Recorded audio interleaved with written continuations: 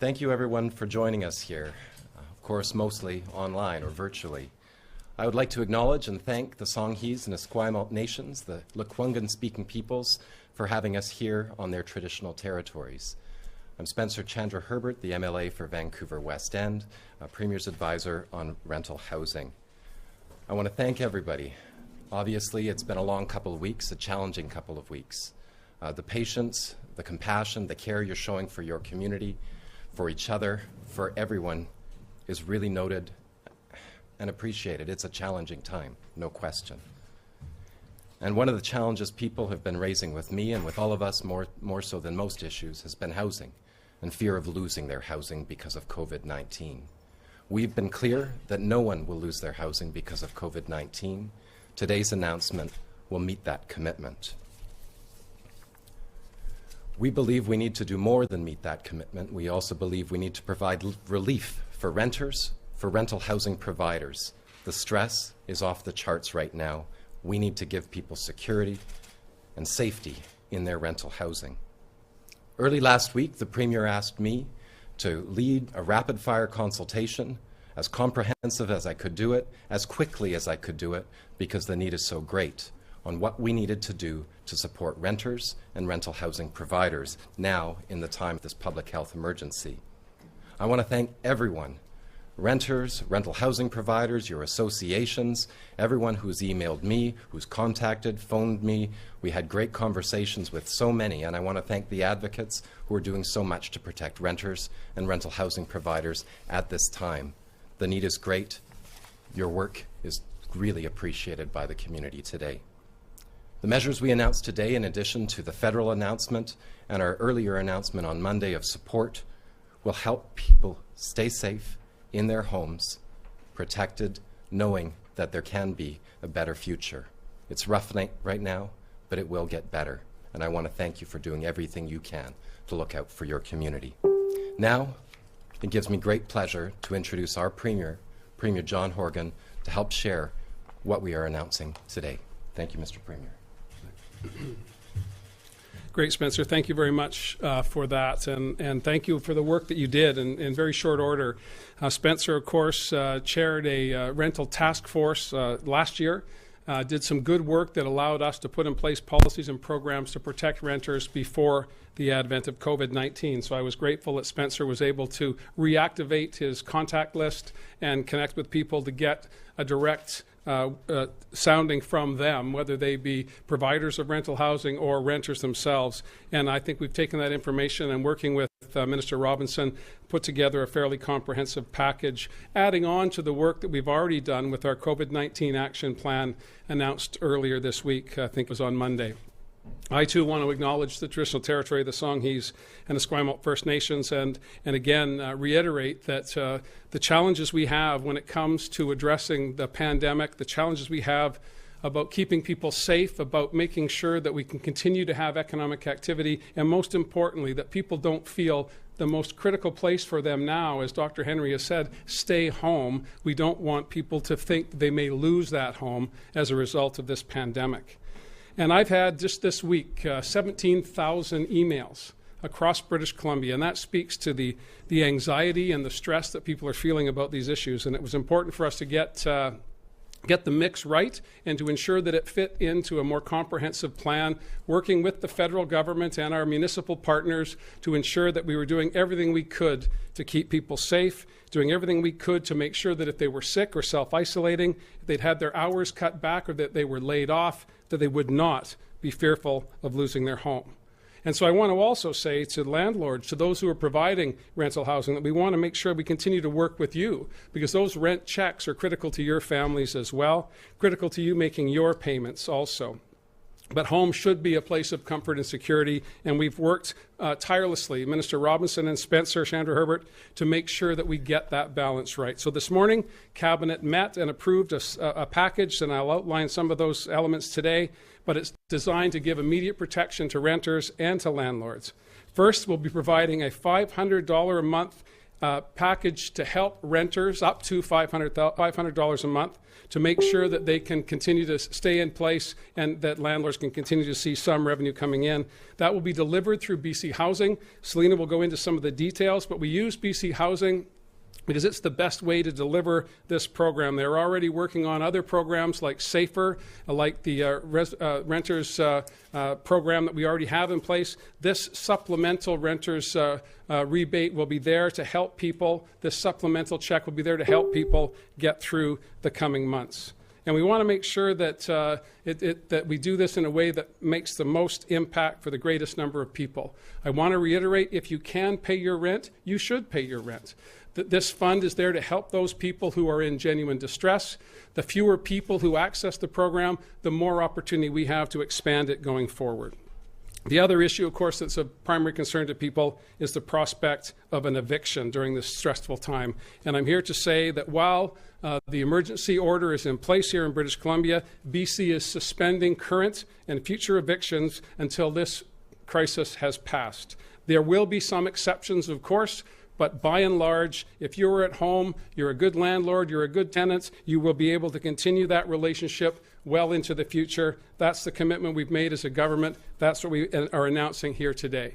$500 a month for the next 4 months, available for rent, a moratorium on evictions, and a rent freeze is the third portion that I want to talk about. This is not the time to seek rent increases, and there is just zero chance of that happening. I think those who provide rental stock understand that, and I want those that are concerned about how they're going to make it to through April, through May, and through June, I want them to be absolutely certain that the government is here to help you. We have programs in place. It's not just the renters piece we're providing today, but we're topping up the federal resources when it comes to those who are going to be going on to income assistance through employment insurance. $1,000 from the province, $2,000 announced today by the federal government.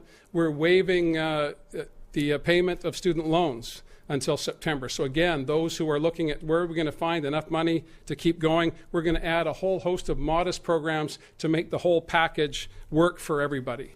And lastly, before I turn the microphone over to Minister Robinson for some more detailed assessment of the package that we put forward, because there are a couple of other elements, I want to just say a word about those who are concerned about their mortgages. I've been hearing, regrettably, I've been hearing that some banks and some financial institutions are not as enthusiastic about living up to the challenge that we have in front of us. And so I'm calling on banks and financial institutions to work with mortgage holders to make sure that we're doing everything that we can to get through this difficult time. All of us working together is the only way forward. We've seen extraordinary cooperation in British Columbia over the past number of weeks. We need to redouble those efforts going forward. We need to make sure that we're doing our part by listening to Dr. Henry and ensuring that we are self-isolating if we're not feeling well. We're exercising distances that are appropriate at this difficult time. And also, again, most importantly, continue to keep your hands clean. Continue to work with your neighbors to make sure that they've got everything that they need. Working together, we're going to get through this. No one's going to lose their home. We're going to put some resources into the pockets of people so we can keep the economy going. I think we're on the right track. I know with everyone's support, working together, we'll get through this. And with that, I'm going to invite Minister Robinson to step up and fill in some of the details on the program that we announced today at Cabinet. Thank you very much.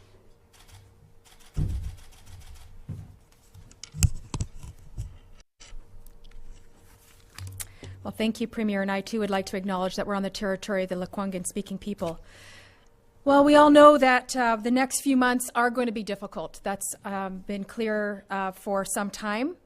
And we need to remember to keep doing everything that we can to support each other. Because frankly, that's the only way that we are going to get through this.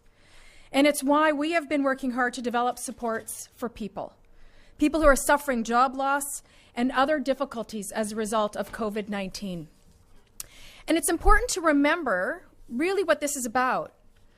It's about the people that we love. It's about our families, it's about our neighbors, it's about our friends, it's about our colleagues. It is about our communities. And this is an unprecedented challenge. And it will require every single one of us doing our part. It will require all of us to come together as a society to protect each other. So this past weekend, I talked about some first steps that we are taking to help people who don't have homes right now. And on that front, there is much more to do, and there's more to come. And as we do this work, it is critical to make sure that people in British Columbia are not made homeless because of COVID-19. At a time when we are asking people to stay home to prevent the spread of this virus, we have to make sure that people can keep their homes. The Premier mentioned measures to protect people's health, such as new powers for landlords to restrict. One of the things that we're doing with these new powers is to restrict the use of common areas and to stop visitors coming to the building. So landlords will be able to do that to help keep everyone safe. We've all heard Dr. Henry and Minister Dix outline what it's going to take to slow down this virus so that our healthcare system can keep up. So we have to keep distance from each other to keep the virus from spreading. That means that we shouldn't have visitors over. We have to minimize the number of people touching shared surfaces and running into each other. So this new rule will let landlords restrict access to common areas. For example, restricting how many people can be in a shared laundry room at once, or close down shared spaces like game rooms or other social spaces that might exist in a multi-purpose building. This is to protect the health and safety of everyone in these buildings and beyond. On that same note, we are also restricting the right of landlords to enter people's homes unless there is a clear threat to people or to property. Tenants have to be able to protect themselves and others from the virus. Keeping people out of their homes is part of maintaining the distance that we all need so that we can all be safe from COVID-19. We are also halting the enforcement of existing eviction notices issued by the residential tenancy branch, except in extreme cases where there are safety concerns. And there are a small number of court-ordered evictions that are up to the courts, which operate independently of government. I do understand that the courts are aware of this issue, and I will allow the courts to speak for themselves. We are pairing all of these actions to stop evictions with rental supports that will support landlords so that they too can stay afloat and meet their needs and the needs of their families. The new rental assistance program will be available to low and moderate income individuals who have experienced a significant reduction in their income because of COVID-19. And we're going to ask that tenants and landlords that you talk to each other about how to pay rent as you would in a normal course of your exchange and in your relationship, if you can.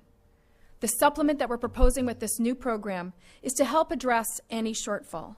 Because many landlords, especially families with secondary suites, they too depend on rental income to pay their bills. And through all of this, we are making changes so that people can continue to access the services that they count on at the residential tenancy branch. As a government, we are here for tenants and we are here for landlords.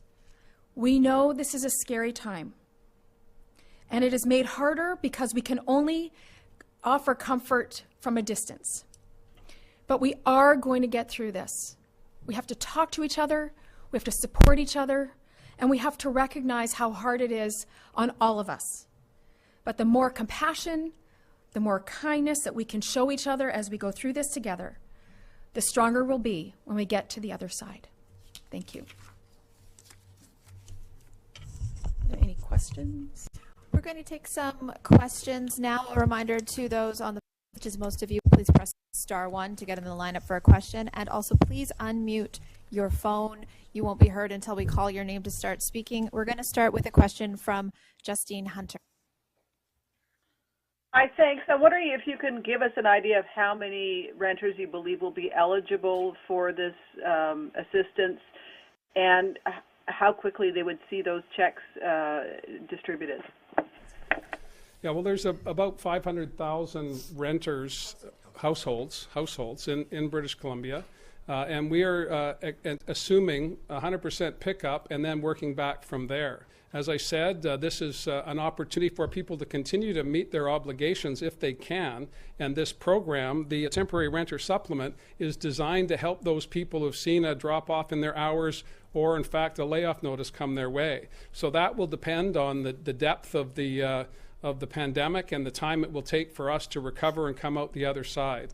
But finance officials have been working on this around the clock, and I have to lift my hands to public sector employees who are working around the clock to make sure that we're putting in place programs that can get dollars into people's pockets as quickly as possible. And this is unprecedented times for all of us, of course, but when we're dealing with people who have had their lives turned upside down by COVID-19, we want to make sure we're getting the money to them as they need it. So again, I appeal to those who have perhaps savings accrued over the past number of years. If they can continue to keep themselves going in the short term, please do so that we can make sure we target these resources where they're most needed. Next question is going to be Kat Slipian, Black Press. Hi there. Just wondering how it is, we've had a lot of questions from renters, from people in general, how they're supposed to access all this government aid that's coming out. So how can people apply for this $500 rental package if they need it? Putting together a pretty simple application process through BC Housing. We are basing all of this on the accelerated employment insurance program that the federal government announced last week and added to today, I believe, so that demonstration of lost income by a layoff notice or some other demonstration that your financial circumstances have changed is going to be sufficient to access the program. Now, having said that, scribbling something on the back of an envelope and saying, this has happened to me is not going to be appropriate, but there are forms that are being filled out at the federal level that will provide evidence to us that we can add to those programs going forward. But again, it depends on everyone doing everything that they can to focus on getting these dollars to the people who need them most. And those are people who have lost their jobs and are uncertain when those jobs will return.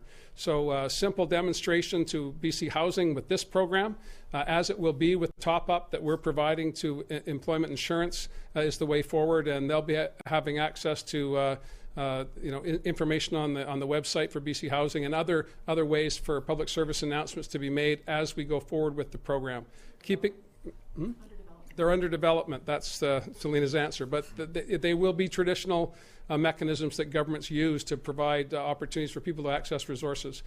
Keep in mind that we've had two of the worst fire seasons ever over the past 3 years, and that put us in a place with Emergency Preparedness BC or Emergency Management BC to find out how we can take the kinks out of what had been a paper-based system and move it into the web-based system that we all depend on and actually function in today. So we're going to do everything we can to make it as accessible as possible, but it is a work in progress, without any doubt.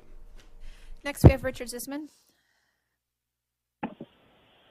Premier, as you know, $500 in rent does not go a long way in most places in British Columbia. So what do you suggest to people who have lost all of their income and need to cover the rest of the gap between the $500 and what they're going to owe on April 1st? And is there a guarantee that this money will be in their pockets by April 1st? We can't guarantee it'll be in their pockets by April 1st, and that's why we're working, and Spencer's work was so critical in this respect. He had already developed relationships with tenant associations and organizations, as well as Landlord BC and other landlords across the province. So we want everyone to work together on this. As Selina said, you have a relationship with your landlord. Let's all hope that they're good relationships, and you're going to have to find a way to work this out together.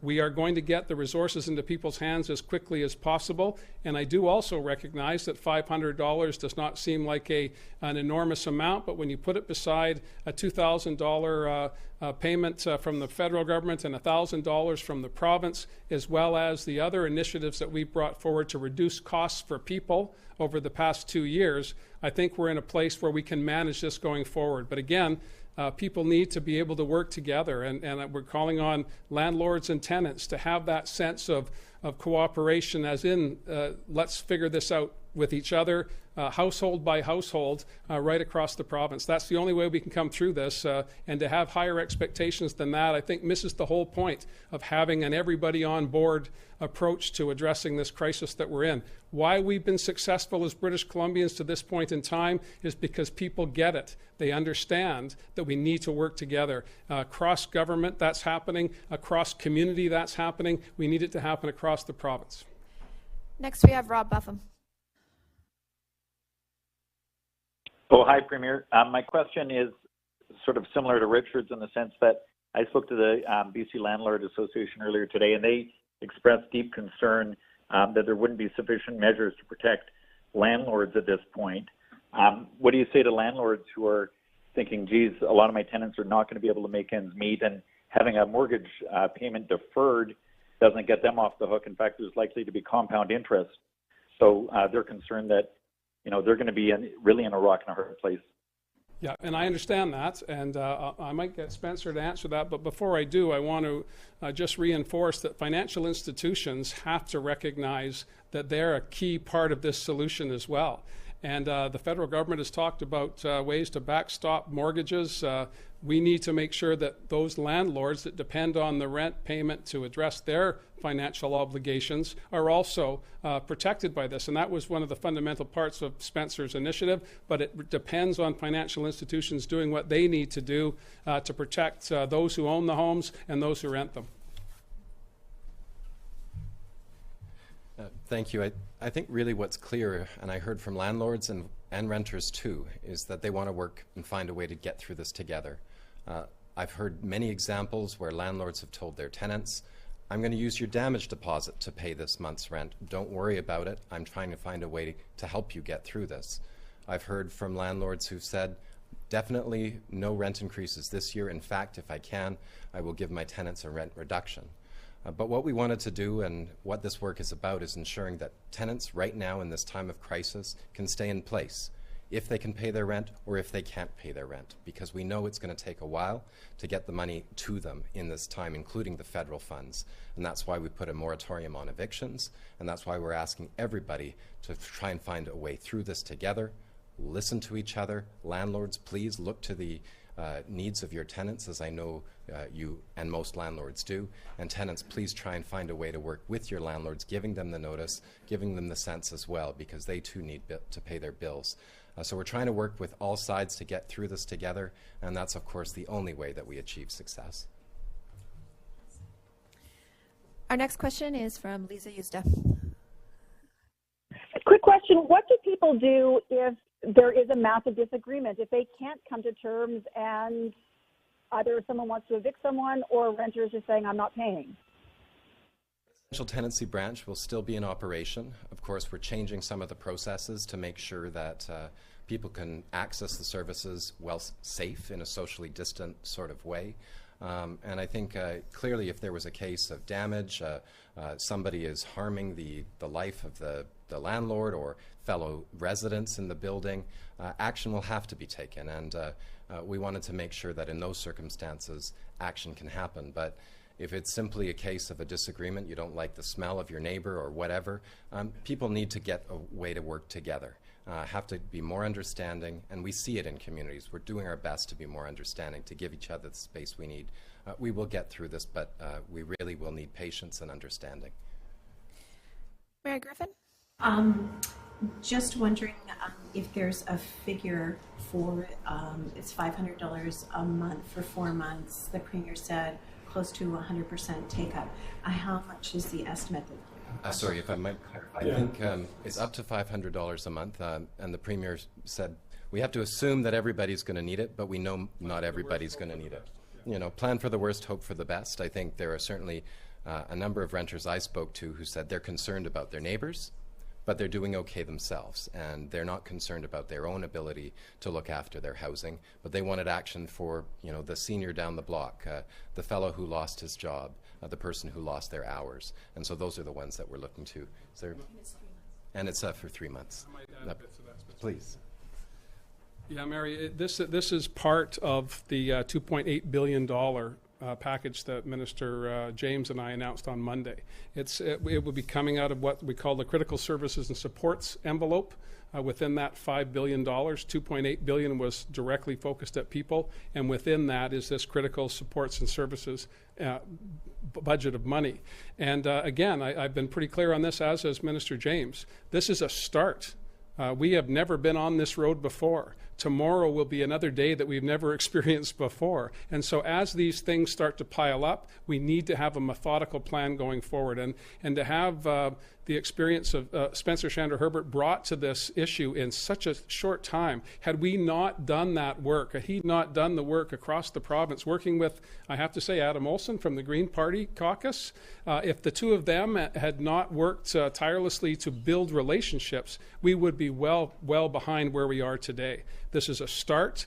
There's much more to do, but we have to take these days as they arrive, putting $5 billion of provincial resources in play to help landlords, to help tenants, to help people is what we're all about. And there will be areas where we're going to have to up our game in the days ahead, and we're prepared for that. But I think that the public does have, I think, an understanding of this being uncharted territory, and that the best way forward is that charitable approach that I'm seeing in so many parts of public life today. As you know, people are self-isolating, people are physical distancing, but they're also connecting in a way that they never have before. We're having a family gathering via FaceTime today. I have a son in England. I have a son now isolated in Souk, which seems 1,000 miles away to my spouse, but it's just around the corner. We all have to find ways to get through this. And the extraordinary thing is that people are doing that. And when it comes to financial issues, when you're going check to check and those checks stop coming, that's when government has to step up. This is a first step, and there'll be more steps to come. Next question is Binder Sajan. Hi, just one point of clarification and then a question. The rent freeze, does that take effect March 1st or April 1st? April 1st. April 1st. April 1st, okay. And the question that I have is, you've said that it's really up to banks to do what they can to help people with their mortgages, whether that's deferrals or not. Is there a point where the BC government would be willing to step in and provide something similar to a rental supplement for a short period of time to homeowners who are saying, hey, listen, if my renters can't pay, then I don't know how I'm going to meet my mortgage? Well, we're gonna look at that after the first month, see how it goes, and make adjustments going forward.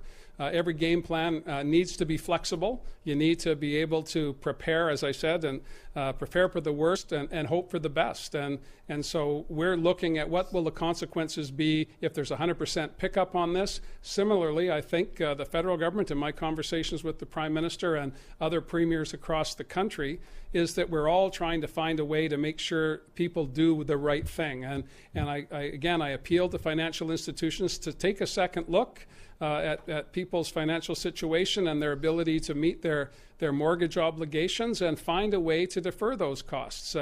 This is an extraordinary time, and no one knows that more than financial institutions as they look at crushing transformations in stock markets and trade routes and a whole host of other issues. They have to be the backbone of our way forward, and they need to be working with their customers, many of who have been customers for a long, long time. This is when people have to step up, and I'm calling on banks and credit unions to do that. Next question is Rob Monroe. Hi, I just want to clarify that this program is done through the federal government, and the application process isn't until April. And the news release that you just put out with this says that these payments will go directly to the landlords, not the individuals. That seems a fairly cumbersome program that won't start for at least another week or so.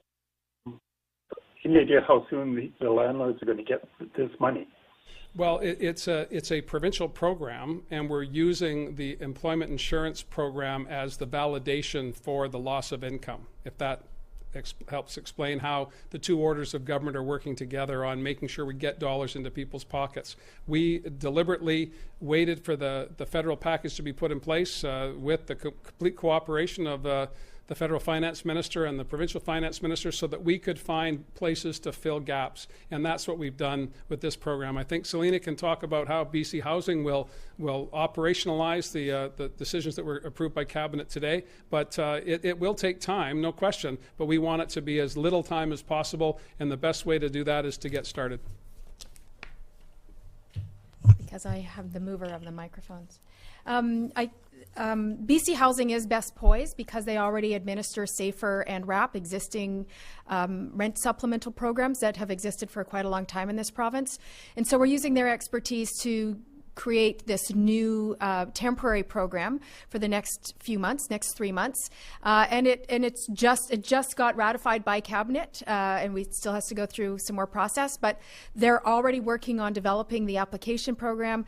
We're hoping to have it available in short order, and we'll be sure to let everybody know as soon as it's up and running how they can access it, the kind of materials they need to provide evidence that they have been financially impacted as a result of COVID-19, how to make the application work. And the reason we wanted to make sure that it went to landlords, because landlords too are feeling the pressure. We wanted to make sure that they knew that there was their tenant was making the application, that the money was coming, so that they could make plans accordingly, and it would help ease some of their pressures directly, so that they didn't have to wait for it to come to the tenant and then get to the landlord. So we're trying to balance these two components, and at the end of the day, that's the only way we're going to be able to get through this, is by working together and making sure that we're doing our best to meet the needs of people who call British Columbia home. Next, we have Tanya Fletcher. Oh, hi there. I'm just wondering if you can clarify, is this for each renter or each rental situation? For example, if there are 3 roommates sharing rent, is this for each of them can apply separately, or is this for the suite as a whole? The actual implementation of the program is being worked out, and that's one of the considerations that we're looking at. How to best deliver there in that situation. Next, we're going to Stephanie Ip. Hi there. Just to clarify the rent freeze, it goes into effect April 1st. Is that for rent increases that were set to occur after April 1st, or notices of rent freeze after April 1st? If your rent was set, if your rent was supposed to increase April 1st, it's not going to now. And finally, we're going to end with Keith Baldry. Tanya sort of stole my question, so I'll ask, on student loans, what is the process there? Is it the person who owes the money has to take the initiative, or have you sent an order to financial institutions? With student loans? Yeah, that's me. You want to push through Oh, yeah. I have the alcohol wipe. Thanks, Selina. Keith, that's in the hands of the Minister of Finance. It was part, again, also of the critical services and support package that we announced on Monday, and so we're still working through that. Again, it depends on financial institutions. As you say, they're the ones that collect student loans. We've already waived, prior to the pandemic, we already waived interest on student loans. Now we're waiving until September the payment of student loans entirely. And that will give immediate relief to people, and we're going to be working with financial institutions. I suspect that Carol will have more to say on that when she updates the broader plan. And again, there's more opportunities for discussion. Obviously, Dr. Henry and Minister Dix will be out later today. Minister Farnworth and I will have some things to say tomorrow with respect to the Emergency Program Act. And again, these issues are evolving, but it's a very good question. It will ultimately fall to finance to figure out how we're going to go forward from here. Thank you, everyone. Thanks, everybody.